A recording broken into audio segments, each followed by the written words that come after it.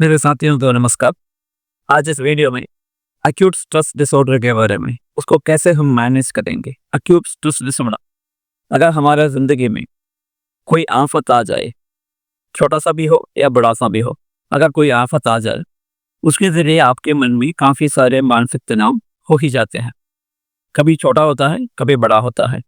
छोटा चीज़ 2-3 दिन में निकल जाता है, मगर अगर बड़ा हो जाता है, तो वो निकलने में थोड़ा दिक्कत लगता है। ये सब छोटे-मोटे चीज़ों को बड़े-बड़े जो भी आफ़त आपको ज़िंदगी में आता है, जब ये प्रॉब्लम्स आपका ज़िंदगी में आता है, उसके ज़रिए जो आपको मानसिक तनाव होता है, उसको हम एक्यूट स्ट्रेस डिसऑर्डर बोलते हैं। एक्यूट नामक थोड़े समय के लिए रहने वाला और अपने आप निकल जाने वाला। कभी-कभी वो अपने आप नहीं निकलता, उसके लिए आपको शायद साइकोलॉजिस्ट या एक साइकियाट्रिस्ट का सलाह चाहिए। शायद आपको मेडिसिन भी लेना पड़ सकता है, मगर ज़्यादा से ज़्यादा ऐसा एक्यूट स्ट्रेस डिसऑर्डर जो है अपने आप निकल जाता है। ये एक मेंटल हेल्थ कंडीशन है।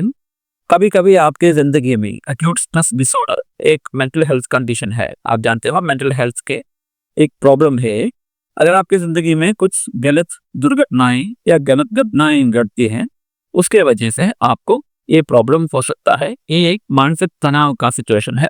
ये शायद बाद में पोस्ट ट्रॉमेटिक स्ट्रेस डिसऑर्डर बन सकता है, मगर उससे पहले अगर आप ट्रीटमेंट ले लेंगे तो वो आगे नहीं बढ़ेगा। एक आदमी एएसडी एक्यूट स्ट्रेस डिसऑर्डर जिसको है, वो एक ट्रॉमेटिक इवेंट के बाद में, एक डिस्ट्रेसफुल इवेंट के बाद में, एक चौंकाने घटना के बाद में इसको होता है। ये एक टेम्पररी कंडीशन है। 3 से 30 दिन तक, शायद 2 महीने तक रह सकते हैं, उससे ज़्यादा नॉर्मल रहता नहीं। मगर इससे ज़्यादा अगर रहता है तो ज़रूर हम उसको देखना चाहिए, क्योंकि वो बाद में पीटीएसडी बन सकता है, पोस्ट ट्रॉमेटिक स्ट्रेस डिसऑर्डर बन सकता है। इसलिए इसको इलाज करना ज़रूरी है। इसका सिम्टम्स नॉर्मली 5 ब्रॉड कैटेगरी में दिया जाता है। पहली है इंट्रूशन सिम्टम्स। इसमें एक आदमी अपना थॉट्स के बारे में, मतलब जो भी घटना हुआ है, जिंदगी में कोई भी घटना कर सकता है, किसी का मौत हो सकता है, किसी को रोग हो सकता है, अपना जिंदगी से कोई दूर जा सकता है, बोलते हैं कि सेपरेशन एंग्जाइटी, ये दोनों के बीच में बंटवारा हो सकता है, मियाँ बीवी के बीच में झगड़ा हो सकता है, प्रेमी प्रेमिका के बीच में ब्रेकअप हो सकता है। काफी घटनाएं हैं। ये सब चीजों के अगर ऐसा होता है और इसके बारे में ही बार बार सोचता रहना, उसको हम फ्लैशबैक, जो भी चिंता है, जो भी सोच है, वो बार बार आता रहना, इस सिम्टम्स को बोलते हैं इंट्रूशन सिम्टम्स। दूसरा है नेगेटिव मूड। हमेशा इसका मूड जो है नेगेटिव रहेगा। तीसरा है डिसोसिएटिव। कभी कभी उसका इर्द गिर्द में जो भी हो रहा है उसको शायद दिखता नहीं है, वो अपना ही सोच में मगन रहता है, इसके वजह से उसको डिसोसिएशन हो सकता है।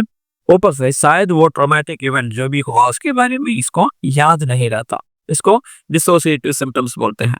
चौथा है अवॉइडेंस। दूसरों से ये मिलने से बंद कर देता है।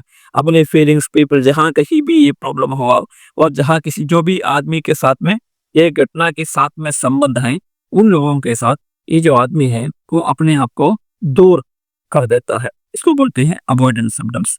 पांचवा है अराउसल।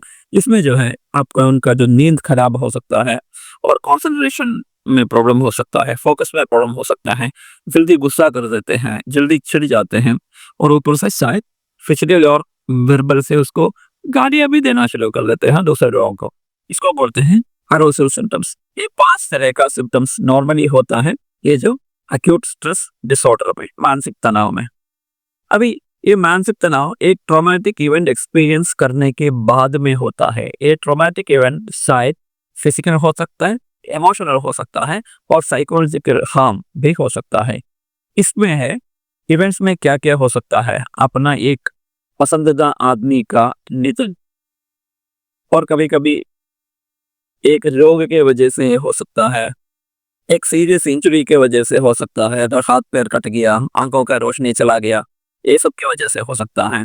नेचुरल डिसास्टर जो है अपना प्रकृति में यूं भी होता है, जैसे कि भूकंप हुआ, आंधी हुआ, तूफान हुआ, उसके वजह से हो सकता है। मोटर व्हीकल एक्सीडेंट की वजह से हो सकता है। सेक्सुअल असॉल्ट, आपके ऊपर आदमी के ऊपर कुछ ज्यादा ही सेक्सुअली असॉल्ट होता है, उसके वजह से हो सकता है। एक प्रॉब्लमेटिक डायग्नोसिस, अगर उसको कैंसर होता है, उस तरह का जो भी डायग्नोसिस होता है उसके वजह से हो सकता है। और एक ब्रेन इंजरी उससे सर्वाइव करने से ये एक्यूट स्ट्रेस डिसऑर्डर हो सकता है। अभी इससे हम बचने के लिए क्या करेंगे?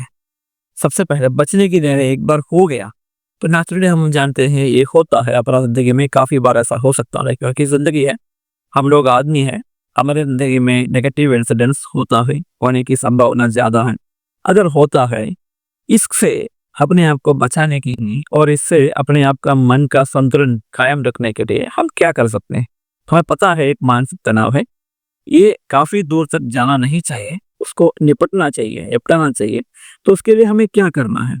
तो पहले हमें करना चाहिए अपने ज़िंदगी में जो भी आस-पास है, जो भी हमारा पसंदीदा लोग हैं, जो भी हमारे साथ रहते हैं, हमारा दोस्त हो सकता है, फैमिली वाले हो सकता है, उनके साथ में रहिए, उनकी कंधे पे अपना सर लगा दीजिए, उनका मतलब साथ में रहिए, वो आपको समझाएँगे, वो जब भी आपको समाधान देते हैं उसको सुनिए और अगर रोना आता है तो रोइए, उनके साथ में जाके, उनके सामने जाके रोइए, जो भी करना है वो लोग कर देंगे, अपने आप को उनके उनको उनको सौंप दीजिए। क्यों मैं ये कह रहा हूँ? क्योंकि आपका इमोशन जैसा ही उन लोगों का भी इमोशन हो सकता है। आपका इमोशन को अपने लोग अच्छी तरह समझ पाते हैं, बाहर के लोगों के ज़रिए मतलब आप अगर कंपेयर करेंगे, तो अपने लोग उससे अच्छी तरह से समझ पाएँगे और आपको अच्छी तरह से अपना साथ में वो लोग रख पाएँगे। इसलिए तो आप अपना लव्ड वन के साथ में रहिए, उसके साथ रहिए, उसके साथ निभाइए। दूसरा है फेस योर फीलिंग्स। आपको फीलिंग्स है, आपको इमोशंस है, आपको मानसिक तनाव है, आपको रोना आता है, आपको चिल्लाना आता है, आपको गुस्सा आता है। ये सब चीज़ जो है, आपकी ज़िंदगी में जो भी तनाव हुआ, उसके वजह से आपका मन में होने वाला सिम्पटम्स है। इसको आप समझ लेना चाहिए और उस समझने के बाद इस सिम्पटम्स को आप रोकने की कोशिश मत कीजिए, अगर उसको फेस कीजिए। मुझे पता है कि ये सब चीज़ मेरे साथ होगा, थोड़े दिन के लिए होगा, इससे डरने की कोई बात नहीं है। आगे जाके आराम से ये सब बंद हो जाएगा, क्योंकि हर आदमी को ऐसा ही होता है। ऐसा दुर्घटना घटने के बाद में काफ़ी कम लोगों को दवा की ज़रूरत पड़ती है या साइकोथेरेपी की ज़रूरत पड़ती है, अपने आप निकल जाता है।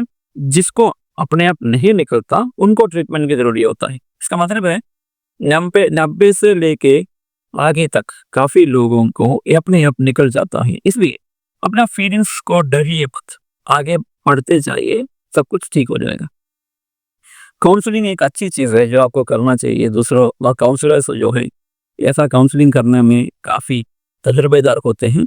वो आपको काउंसलिंग करेंगे, इससे बाहर निकलने के लिए रास्ता आपको दिला देंगे। आपके ही मन के अंदर छुपा हुआ ये जो उससे बचने की जो तरीके हैं, उसको निकाल के आपके हाथ में दे देते हैं।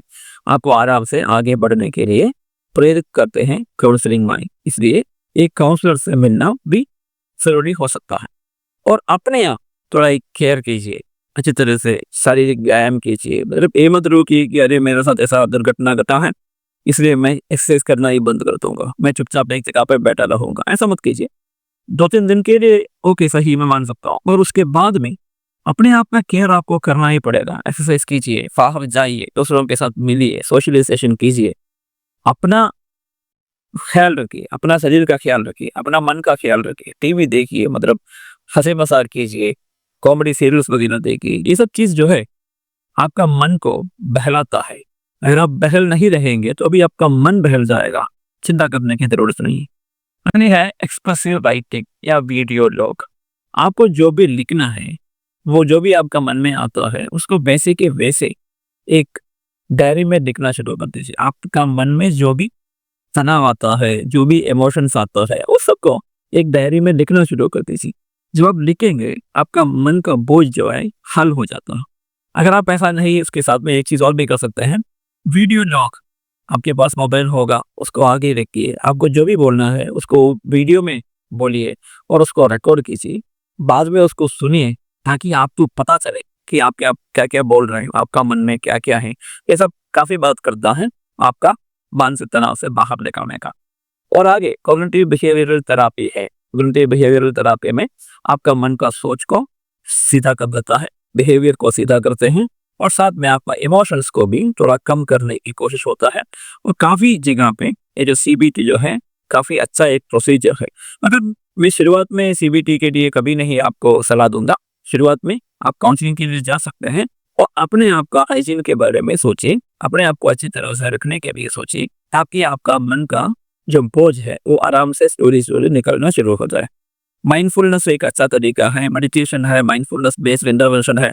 आप जो भी करेंगे मन लगा के करेंगे, जो चीज़ भी करेंगे मन लगा के करेंगे, आराम से करेंगे और उसके साथ में जो भी आप कर रहे हो उसके साथ में करेंगे। क्या होता है, आपका मन उसमें चला जाता है, इसकी वजह से आपका स्ट्रेस और एंग्जायटी कम हो जाता है और साथ में आपका गुस्सा भी कम हो जाता है। और अगर चाहिए तो आप एक साइकियाट्रिस्ट एक साधारण फिजिशियन से भी आप मिल सकते हो। उनको बताइए कि मुझे ये सब के वजह से काफ़ी मानसिक तनाव हो रहा है, तो आपको सिंपल सा दवा आपको दे देगा, ताकि 10-15 दिन खाने से आपका मन आराम से हो जाएगा और ये जो प्रॉब्लम है आपसे दूर चला जाएगा। साथ में ये भी देख लीजिएगा कि आप कभी भी अल्कोहल का इस्तेमाल मत कीजिए या कोई भी नशीली दवा का इस्तेमाल मत कीजिए। नॉर्मली जब भी किसी को ऐसा प्रॉब्लम होता है वो सीधा अल्कोहल में, दारू में चला जाता है, शराब में चला जाता है। ये मत कभी कीजिए और साथ में नशीली दवा का इस्तेमाल मत कीजिए। ये मन में रख लीजिए, इसको हम अक्यूट स्ट्रेस डिसऑर्डर बोलते हैं। आता है और थोड़ी देर में चला जाता है। आपका जिंदगी में इसका ज्यादा असर नहीं पड़ता। देख लीजिए कि ये पीटीएसडी में बदल न जाए, जरूरत पड़े तो एक साइकियाट्रिस्ट या साइकोलॉजिस्ट का सलाह जरूर लीजिएगा।